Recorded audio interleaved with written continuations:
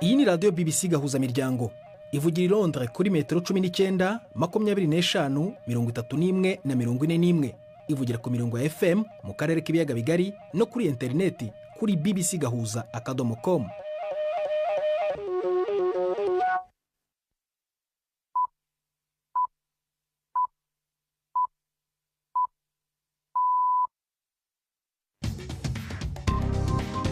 Ubu ni saa 10 n'igice ku isaha mpuzamahanga ya GMT, ni saa 12 n'igice ku masaha yo mu Rwanda no mu Burundi. Muri studio muri kumwe na Prudence Ngiyumva. Wiriwe hoteza amatwi BBC Gahuzamiryango aho uri hose ku isi, kaze kuri radio kuri bbcgahuza.com, kuri Facebook live mu buryo bw'amashusho no ku mirongo migufi ya shortwave. Dore ingingo z'inyenzi z'amakuru turambura mu kanya kuri uyu wa gatatu tariki ya 3 z'ukwa 9. Abatangabuhamya baravuga ko Isiraheli yagabye ibindi bisasu bya bombe mu majyaruguru n'uburasirazuba bwa Gaza. Mu Rwanda bundi bisanzwe bivugwa ko amazi ari ubuzima, ariko ikibeho mu majyepfo harafatwa nk'umugisha na bamwe bafite imyemerere ya Kiliziya Gatolika. Side ingwa mu amaso ndahuma, numva umuriro uratse no gukanura ntibyashobokaga, nari nahumye, sinzi ukuntu nibuka ko mfite amazi nakuye ikibeho. Amazi nayakarabye mu maso, umuriro wari uri kwaka mu maso warazimye, numva mbaye nk'aho umuntu ari guhuha mu maso. Hari n'ikiganiro cy'abagore ndetse n'imikino muri aya makuru yabuwe na Nini Iradukunda.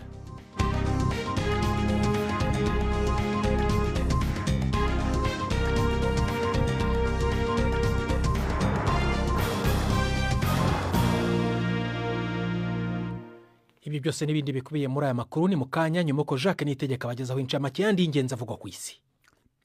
Ubushinwa bwakoresheje akarasisi gakomeye ka gisirikare mu mujyi wa Beijing rwagati nk'umuhango wo kwibuka imyaka 80 ishize Ubuyapani butsinzwe mu ntambara ya kabiri y'isi yose. Abakuru b'ibihugu 26 barimo perezida w'Uburusiya Vladimir Putin n'umukuru wa Korea ya Ruguru Kim Jong-un bari bahari, ariko nta n'umwe mu bihugu bikomeye byo mu burasirazuba bwo mu burengerazuba bw'isi wari uhari. Ni umuhango w'igitangaza wabonetsemo ibikoresho bya gisirikare byerekana ingufu zikomeye za gisirikare z'Ubushinwa n'ijambo rikomeye busigaye bufite mu rwego rwa diplomasi. Ahagaze mu marembo y'urubuga rwa Tiananmen, Perezida Xi Jinping yavuze ko Ubushinwa ntawe butinya. Hagati aho umukuru wa Korea ya Ruguru Kim Jong-un na perezida w'Uburusiya Vladimir Putin bagiranye ibiganiro nyuma aho bombi bitabiriye aho karasisi ka gisirikare k'ingabo z'Ubushinwa, aho bari kumwe n'umukuru wabo Xi Jinping. Korea ya Ruguru imaze igihe ifasha Uburusiya mu ntambara bwashoje kuri Ukraine, ibohereza intwaro n'abasirikare. Muri uwo mubonano bwana Putin yashimye Kim Jong-un kubera icyo yise ubutwari bw'ingabo ze. Ni inkuru ya Jean Mackenzie mugezwaho na Yvette Kabatese. Uwo mubonano wamaze hafi amasaha 2 n'igice, ibintu byumvikana. Aba bayobozi bombi bari bafite byinshi byo kuvugana. Uburusiya bwakunze kwifashisha Korea ya Ruguru kugira ngo bukomeze intambara yabwo muri Ukraine. Ibiganiro bigitangira, bwana Putin yashimiye Kim ku bufatanye bw'ingabo ze bwafashije kwigizayo iza Ukraine mu gace ka Kursk k'Uburusiya umwaka ushize. Inzego z'ubutasi za Korea y'Epfo zigereranya ko Korea ya Ruguru yohereje abasirikare bagera ku 500 ndetse ngo yiteguye kohereza abandi ibihumbi, kandi bivuga ko ababarirwa mu bihumbi 2 bamaze kuhasiga ubuzima. Perezida Kim we yasubije Putin ko azakora ibishoboka byose mu gufasha Uburusiya. Muri Isiraheli abigaragambya bamagana leta batwitse imodoka, amapine y'imodoka ndetse n'ibigunguru bijugwamo imyanda yo mu ngo i Yerusalemu, byinshi bikaba byatwikiwe hafi y'inzu ya Minisitiri w'Intebe Benjamin Netanyahu. Abigaragambya 13 batawe muri yombi nyuma yaho buriye bakagera ku gisenge cy'inzu y'igihugu ndangamurage y'ibitabo. Minisitiri w'ubutabera wa Isiraheli Yariv Levin yamaganye ibikorwa byabo maze abyita iterabwoba. Iyi ni imyigaragambyo mishya isaba leta ya Isiraheli gukora uko ishoboye kugira ngo harekurwe ingwate z'abanya Isiraheli zisigaye muri Gaza. Uyu munsi wose habaye imyigaragambyo i Yerusalemu yabo mu miryango y'izo ngwate n'abashyigikiye, haba kandi n'umuhango wo kwibuka izo ngwate hafi yaho bwana Netanyahu atuye. Hagati aho Emira Zunze Ubumwe z'Abarabu zaburiye Isiraheli ko Isiraheli ngo kwigarurira burundu intara y'Abanyepalestina ya Cisjordania byaba ari ukurenga ku murongo ntarenga utukura kwabangamira amasezerano azwi ku izina rya Abraham yatumye ibihugu byombi bisubukura umubano.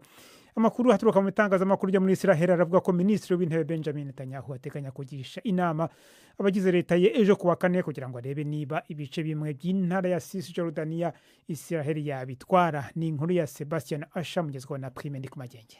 Ayo niyo majambo ya mbere akomeye leta zunze ubumwe z'Abarabu zibwiye Israel kuva hatanguye intambara yo muri Gaza. Umutegetsi mukuru wo muri izo emira Lana Nuseiba yavuze ashimitse ko kubuza ko vyoshika Israel kiyomeka ko Cisjordani kuri leta yahahora ya Netanyahu, leta zunze ubumwe z'Abarabu zari zabigize ikibanza gusabwa gikomeye kugira zemere kuja mu masezerano ya Abraham haraheze imyaka 5. Yavuze ko kubikora rizoba ribaye ipfundo ry'urupfu ry'inyishu ishingiye ku bihugu bibiri, bisigura ko atamahoro arama hazokwigera aboneka. Yongera ko intagondwa z'ubwoko bwaribwo bwose zidashobora kwemererwa kuba arizo zigena kazoza k'akarere. Abategetsi bo mu ntara ya Gauteng muri Afrika y'Epfo bashyize ahagaragara icyegeranyo cy'akanama kakoze iperereza ku cyateye imwe mu nkongi z'imiriro zahitanye abantu benshi muri Afrika y'Epfo. Abantu batari munsi ya 77 barapfuye, naho abarirwa mu magana bava mu ngo zabo i Johannesburg igihe inyubako yitwa Usindiso yibasirwaga n'inkongi y'umuriro hashize imyaka 2. Iki cyegeranyo gitunga agatoki ingamba zidahwitse zo kwirinda imiriro n'ibura rya serivisi z'ibanze. Akanama kakoze iperereza kandi kari kasabwe no gutegura ingamba zigamije gutuma izindi nyubako zisa nk'iyi ziri muri iyi ntara ikize kurusha izindi muri Afrika y'Epfo zitibasirwa n'imiriro. Uburusiya buravuga ko ingabo zabwo zigaruriye hafi 1/2 cy'umujyi wa Kupiansk mu karere ka Kharkiv kari mu burasirazuba bwa Ukraine.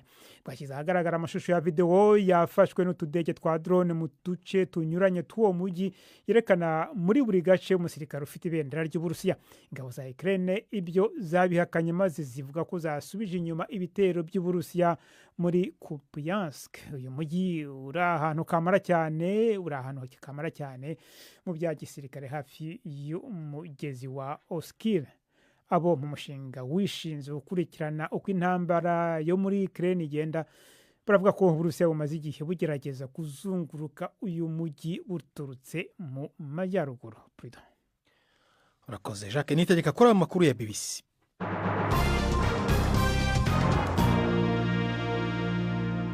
Ikaze ku makuru arambuye duhera mu karere k'uburasirazuba bwo hagati. Abatangabuhamya baravuga ko Israel yagabye ibindi bisasu bya bombe mu majyaruguru n'uburasirazuba bwa Gaza. Bibaye mu gihe abasirikare b'inkeragutabara ba Israel babarirwa mu bihumbi 100 batangiye kwitaba ku kazi kugira ngo ingabo za Israel zishobore kwagura ibitero byo kwigarurira umujyi wa Gaza wose. Igisirikare cya Israel gisobanura nk'indiri ya Hamas.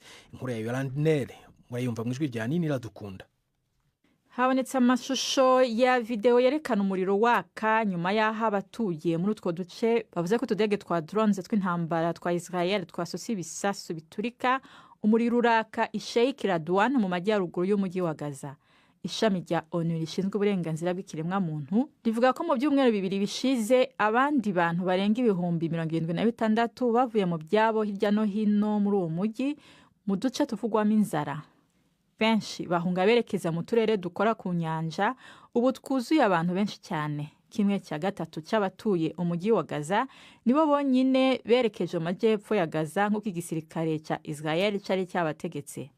Ahitwa Al-Mawasi mu majyepfo, agace Israel yagenye ngo abakeneye inkunga abariho bafashirizwa, hari abantu barimo abana benshi bahiciwe igihe bari batonze umurongo bategereje amazi. Abahatuye bakavuga ko barashwe n'akadege ka drones k'intambara ka Israel ejo kuwa 2.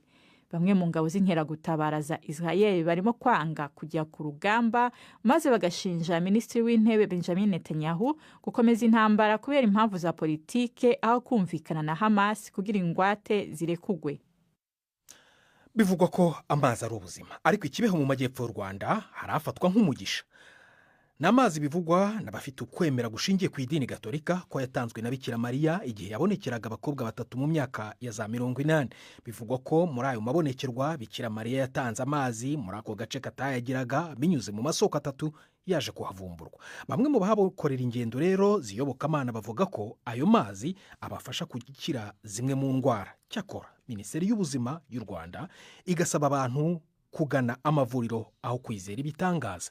Inkuru ya Ive Bucyana. ukigera Kibeho ikintu cya mbere gitangaza ni ukubona hafi ya buri wese mu baje mu rugendo nyobokamana agendana akajerekani k'amazi mu gishanga kiri hafi niho ayo mazi avomwa. Ndabona imirongo miremire y'abashaka kuvoma. Hari abumva babanza kubona amazi make yo kunywa, kuyimenaho mu mutwe, mu maso cyangwa ku birenge mu gihe bategereje kugerwaho bakavoma yo gutahana. Abaza kuri iri riba ni abafite imyemerere ko aya mazi ari ay'umugisha utangwa na Bikira Mariya agakiza mu buryo bw'igitangaza. Nza nkora porodowi iyo kudefiriza irancika side ingwa mu maso, amaso ndahuma, numva umuriro uratse no gukanura ntibyashobokaga, nari nahumye, sinzi ukuntu nibutse nibuka ko mfite amazi nakuye Kibeho, amazi nayakarabye mu maso, umuriro wari uri kwaka mu maso warazimye, numva mbaye nk'aho umuntu ari guhuha mu maso. Amaso yari hari hajemo ibintu by'umweru, ariko natabawe n'aya mazi yo kwiri soko. Muri 2001 Vatikani yemeye ko Bikira Mariya yabonekeye abakobwa batatu mu ishuri ry'abakobwa riri hano Kibeho kuva mu mwaka wa 81 kugera muri 89. Aya mazi asanishwa n'ayo mabonekerwa ya Bikira Mariya. Umwe mu bakobwa batatu byemejwe ko Bikira Mariya yabonekeye ni Nathalie Mukamazimpaka, aracyaba hano Kibeho. Ariko akaba afite amateka mu gihe cy'amabonekerwa, kuko mu gihe cy'amabonekerwa Bikira Mariya twamusabye isoko y'umugisha amazi, aratubwira ati nzayibaha, ariko ku bundi twumvaga nyine dukeneye amazi cyane, kandi tukumva bishoboka ko yayaduha nyine aho ngaho hano hafi. Benshi iyo bagana mu gishanga haherereye iriba bagenda bavuga rozari ntagatifu.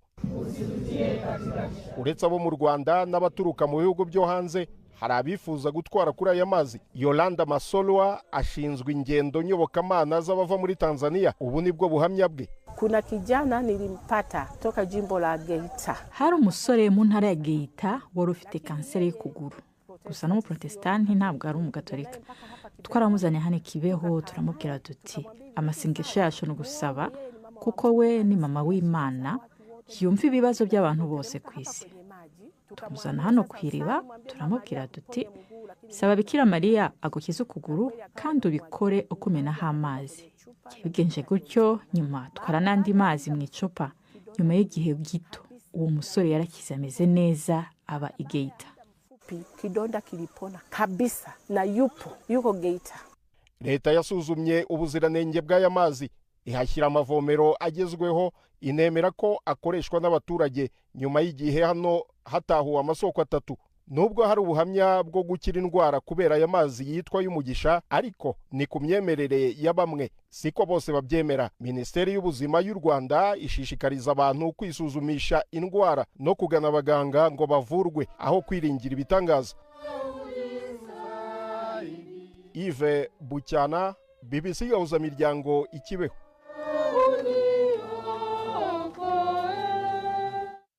BBC Gahuzamiryango, saa moya zirabura 18 minota 18 mu Rwanda no mu Burundi.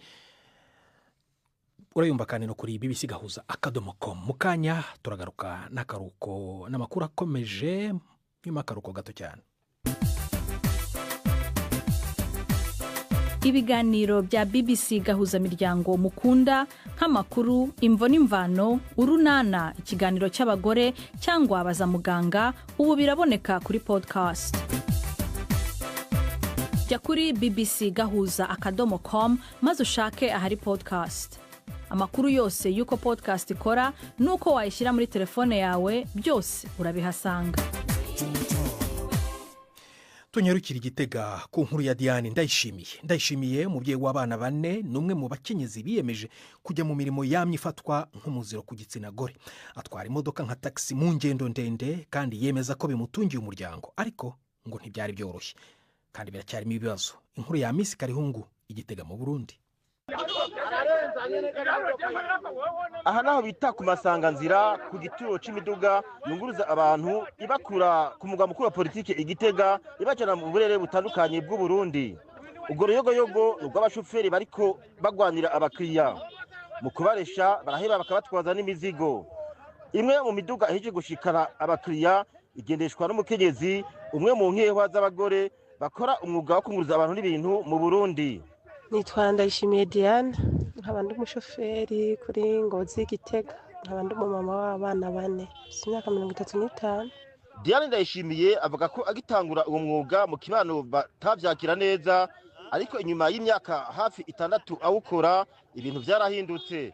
Aka kazi nakiyumviriye kubera ko je nari nabuze ikindi kintu nokora, cyane igira inama yo gukora akazi abandi bakenyezi badakora, ndagakora uko kari kose. Mu kibano ubu barabimenyereye, byari bigoye ngitangura, niho barabona ko umenga ngiye mu ngeso mbi, bakavuga ati kubaka birananiye ngiye mu buhumbu. Ariko ubu barabimenyereye, ahubwo bamwe babura imodoka, hariho n'ababiri maze kwigisha bazi imodoka hari abadamu, ubu barabihurumbira cyane, nabo baca bashaka kumera nkanje nyene, mugabo bakabura ababaha imiduga ngo baze gukora.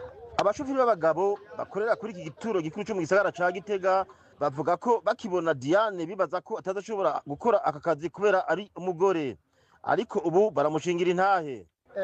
Ni umukenyezi akerebutse gose, mu bakiriya ni umuntu ari kirere gose, ariko arahiga abakiriya arabanguka gose, ukabona ko ari karaja ijya n'indi modoka akayuzuza. Oya ntibatinya, bararimbutse bari bakubera bagira ubwo bwa mbere, nayo baramumenyereye gose kubera gakunze igihe kirekire. Umushoferi w'umukenyezi ni umushoferi ashoboye, ni gukaya na kujya kuntu dukarisha abakiriya, nta muntu ashobora kumutwara umukiriya ari hafi. Akazi mbona gakora nyene nk'abandi, agakora neza, nta ngorane n'imwe. Diane avuga ko ari umwuga utoroshe kandi usaba kwitanga. Intambamyi zirimo nka jewe ndubatse, hama nkaba ngiye gukora aka kazi mfise n'aba bana, bigace bisaba ko ntaha kare. Ubu rero ata n'ibitoro bihari, umuntu usanga agiye nko kunywesha hanze y'igihugu, bice bisaba ko mbashika mw'ijoro bwije. Hanyuma izindi ntambamyi zihari, urabizi ndi umuntu w'umukenyezi nkorera mu bagabo nk'aba, usanga biriko birangora cyane kubera ko nyene baca bazanamo n'ibintu by'inguvu, kuko gupakira umukiriya umwe hari igihe usanga umwe akwega uwundi akwega, nyene usanga bitoroshe. Nubwo biruko aremera ko kano kazi kamuronsa uburyo bwo kwikenura agasahiriza umuryango. Karantungiye umuryango kuko nk'iyo ndiko ndakora birashika ugasanga naronse amafaranga, ntibisabe ko ndinda kuja kwaka amafaranga uwo twubakanye ngo nje kurondera rasyo. Bice bisaba nyene ko nanje ntamba ndakora muyo narose. Kare ngitangura narakora ituro 2, mugabo nk'ubu ubonye ko ndafise umwana mutonyi nkora ituro imwe. Ubu nyaramaze imyaka 2 n'igice. Kuva rero avutse nicyo gihe naciye ntangura kuza ndakora ituro imwe kugira ngo ntahe hakiri kare. Dushire hamwe, ishyirahamwe rihanira agateka k'iterambere ry'abakenyezi riratera intege Diane Ndayishimiye. Claudine niyo nizigiye rirongoye asaba abandi bakenyezi gukura amaboko mu mpuzu bakiyungunganya. Umukenyezi yatahuye yuko umukenyezi ari inkingi y'urugo, umukenyezi ari umuntu afise uruhara rudasanzwe mu muryango, kandi ndamushimbira cyane kubona yarashobojwe kwiyumvira yuko yokora igikorwa nk'ico. Kumbura abakenyezi bumva ko bokwicara bakabasinda bibazwa, nibaza yuko basizwe n'iterambere canke n'amajambere.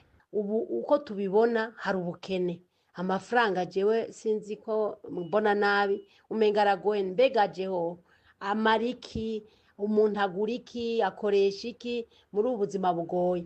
Je ntera kama umukenyezi wese araba ikintu yokora naho coba gitoya, aterera agira uruhara kugira ngo ubutunzi bw'umuryango bwiyongere canke bashobore kubaho.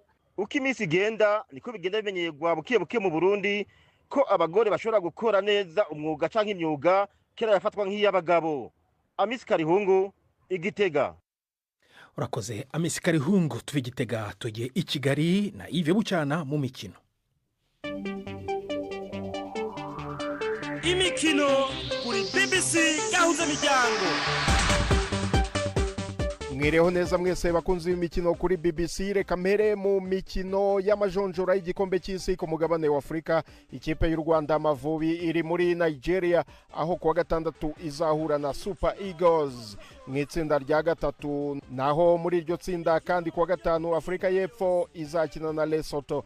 Benin yakire Zimbabwe. Iryo tsinda riyobowe na Afurika y'Epfo n'amanota 13. Amavubi y'u Rwanda ari ku mwanya wa kabiri n'amanota 8 anganya na Benin, mu gihe Nigeria iri ku mwanya wa 4 n'amanota 7. Mu yandi makipe yo mu karere, intamba mu rugamba ikipe y'u Burundi izahura na Cote d'Ivoire mu itsinda rya gatandatu. Umukino uzaba kuwa gatanu. ni mu gihe Kenya izakina na Gambia i Nairobi kuwa gatanu. Iryo tsinda riyobowe na Cote d'Ivoire ifite amanota 16, Gabon ya kabiri n'amanota 15, naho Burundi n'ubwa gatatu n'amanota 10, mu gihe Kenya iri ku mwanya wa kane n'amanota 6. Uganda mu itsinda rya karindwi izakira Mozambique kuwa gatanu. Mozambique iri ku mwanya wa kabiri n'amanota 12 inyuma ya Algeria ya mbere ifite amanota 15. Indi kipe yo mu karere ni Tanzania mu itsinda rya gatanu izajya i Brazzaville muri Congo kuwa gatanu. Iryo tsinda riyobowe na Maroc ifite amanota 15, Tanzania ikaza ku mwanya wa kabiri n'amanota 9. Soreze mu mukino wa tenisi, irushanwa rya US Open, inzozi za Venus Williams zarangiye nyuma y'uko we na mugenzi we Leila Fernandez batsinzwe muri kimwe cya kane kirangiza mu bagore na Taylor Townsend na Katerina Siniakova. Williams w'imyaka 45 na mugenzi we w'imyaka 22 basezerewe n'abo bakobwa bamaze gutwara ibikombe bibiri bya Grand Slam, bakaba babatsinze sete ebyiri ku busa z'amanota 6-1-6-2 mu minota 57. Ku ruhande rw'abagabo, Novak Djokovic w'imyaka 38 yatsindiye kujya muri kimwe cya kabiri kirangiza akazahura na Carlos Alcaraz, ni nyuma yaho Djokovic atsinze umunyamerika Taylor Fritz 7-1. Ayo niyo y'imikino nabateguriye uyu munsi. Gendi Yves Bucyana.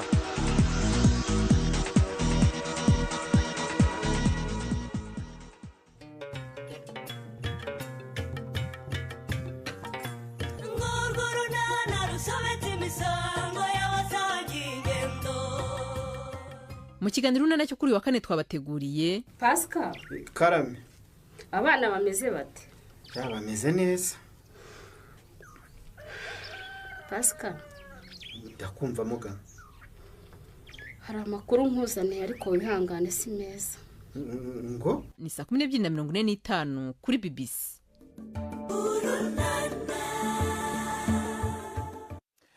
noneho ijambo ni rya Yvette Kabatesi mu kiganiro cy'abagore.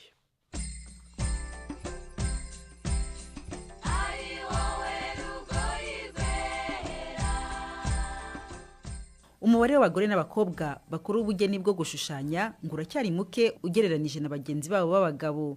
Ibi biri mu byatumye Krista Uwase umaze imyaka 10 muri uyu mwuga atangiza ishyirahamwe ry'abagore n'abakobwa bakora ubugeni bwo gushushanya mu rwego rwo gushyigikirana hagati yabo.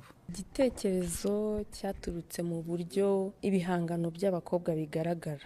Hari igihe bitagaragara, hari igihe bazima umuntu akababura wenda bitewe n'ibibazo bitandukanye, ariko ikindi cyatumye mbikora nuko nanjye nagiriwe neza mu rugendo rwanjye bituma ntekereza ku bandi. Iri shyirahamwe rishinze ryari?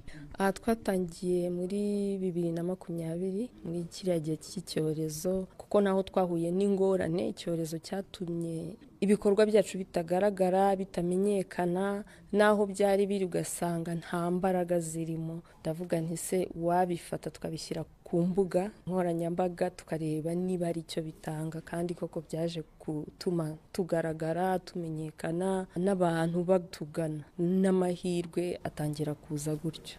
Kuva rero icyo gihe mwatangiye muri bangahe? Ubu ngubu umubare w'abakobwa cyangwa se abadamu ngana gutuba? Dutangira twamuritse turi 35, ariko hari harimwe utakiriho ari wa 36, kuko nawe turatumubara muri ayo mateka. Nyuma yaho nyine tumaze kujyana ibikorwa ku mbuga nkoranyambaga, hagiye hagaragara benshi abanyabugenikazi hafi 100, ariko muri abo hari harimo abiga, harimo abafite akazi kandi katari ubugeni, hakabamo n'abakora ubugeni igihe cyose. Navuga ngo nyuma y'imyaka hafi 6, urugamba rwo kugira ngo umukobwa n'umugore bashushanya bazamuke, ubu Krista washinze iryo shyirahamwe ryanyu, waba warugezeho? Urugamba rurakomeye cyane, ariko tumaze kugera kuri byinshi. Hari igihe tubona amahirwe tukayaha abayakwiye, hari igihe abatugana bashaka gukora imurika bihangano nabo tukabafasha, hakaba n'abandi tubafasha mu buryo butandukanye gutegura amadosiye baba bakeneye kugira ngo bitabire ibindi bikorwa, kuko si amamurika gusa akenewe, hari ubumenyi bwo kwandika amaproje, ubumenyi bijyanye n'ibikoresho bikenewe cyangwa se n'amafaranga uburyo umuntu ayafata cyangwa ayashyira mu bikorwa runaka. Abakobwa babiri Ingrid Mukundente na Ines Barbara ni bamwe mu bagize iri shyirahamwe bahawe amahirwe naryo, ubu bakaba bari kumurika ibihangano byabo ngo bizeye ko hari icyo bizahindura. Turishimye, ni ibintu tumaze igihe kinini dutegura, hashize nk'amezi 8 tubitegura. Twe nta gapfuye ubusa, bari kudupropoza indi mishinga twazakorana, hari n'abari gukunda ibihangano bashaka ko bazabitugurira. Haje abantu benshi abo umuntu atatekereza, cyane cyane byanshimishije nuko abantu bo mu muryango wanjye baraje babasha gusobanukirwa neza ko bintu umuntu aba akora, cyane bavuga ati n'ibindi bintu byose nshaka kuzakora bijyanye na kariyeri yo gushushanya bazamfasha. Uyu munsi ubugeni bwo gushushanya bushobora gutunga umuntu cyane cyane nk'amwe b'abakobwa.